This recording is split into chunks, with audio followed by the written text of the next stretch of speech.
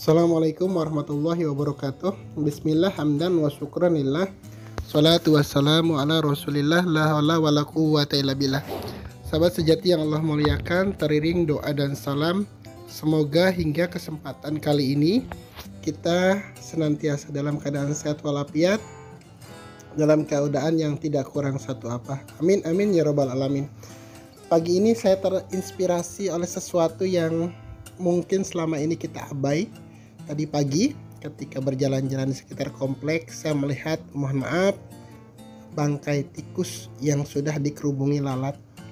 Entah kenapa kemudian perhatian saya tertarik pada bangkai tikus tersebut, dan setelah sampai rumah ternyata pesan yang saya tangkap dari bangkai tikus tersebut adalah bahwa bukan hanya bangkai tikus yang ketika mati akan dikerubungi lalat, bahwa bukan hanya bangkai tikus yang ketika mati akan dimakan belatung.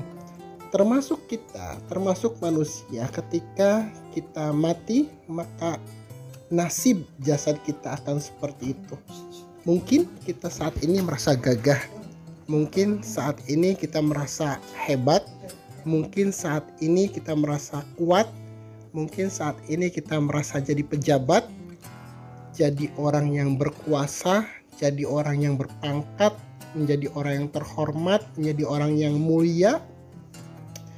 Terlepas dari apapun jabatan, posisi, dan kedudukan kita saat ini, pada saat nanti kita mati, maka nasib kita akan sama dengan bangkai yang tadi saya lihat. Lalu pesan keduanya adalah bahwa kalau kita matinya seperti itu, patutkah kemudian kita merasa bangga dengan jabatan kita? Patutkah kemudian kita merasa bangga dengan posisi yang kita duduki sekarang? Patutkah kemudian kita membusungkan dada dengan harta yang Allah titipkan kepada kita saat ini? Patutkah kemudian kita membanggakan ketampanan dan kecantikan kita, sementara pada saat nanti mati maka jasad yang cantik, wajah yang tampan itu tidak akan ada artinya. Jadi itulah kemudian Allah mengajarkan, janganlah engkau melangkah di muka bumi ini dengan sombong, dengan angkuh, merasa paling hebat, merasa paling benar, karena ternyata manusia setelah kehidupan di dunia ini dan dikubur berkalang tanah, maka nasib jasadnya akan seperti itu.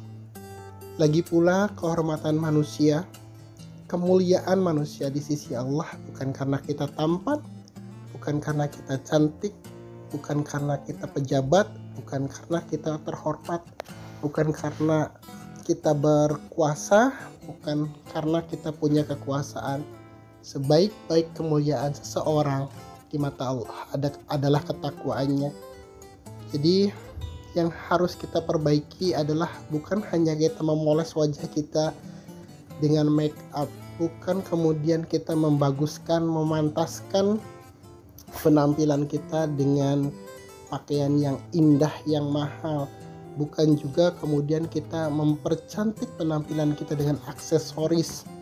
Tapi lebih dari itu, ada yang jauh lebih penting harus kita perbaiki, yang harus kita benahi, yaitu bagaimana agar kita memiliki ketakwaan yang disyaratkan oleh Allah sebagai syarat kemuliaan seorang manusia.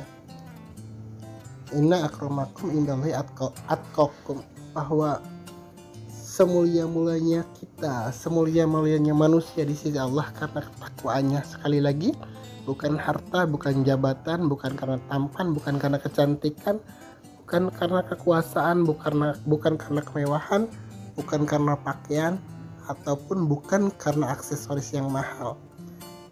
Jadi sebaik-baik kita adalah orang yang paling takwa, dan ciri oleh orang yang paling takwa yang dapat terlihat secara zahir adalah akhlaknya. Akhlak adalah manifestasi daripada ketakwaan itu sendiri. Akhlak adalah monitor dari ketakwaan yang ada di dalam dada.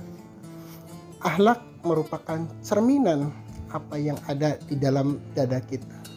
Akhlak merupakan bukti nyata, fakta yang paling realistis untuk mengukur seberapa baik kualitas ketakwaan kita.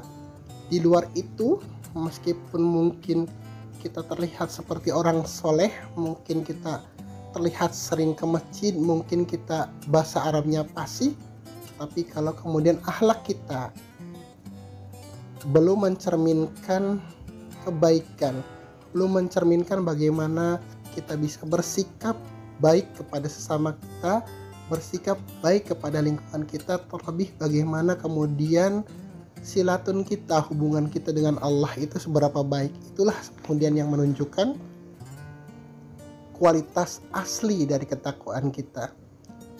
Takwa bukan sekedar kamuflase dengan pakaian dan aksesoris, tapi sekali lagi bahwa bukti otentik dari kemuliaan akhlak dari ketakwaan seseorang adalah kemuliaan akhlaknya. Jadi itu ternyata apa yang tadi pagi saya lihat banyak mengajarkan saya untuk sedikit dan kembali melihat ke dalam sejauh mana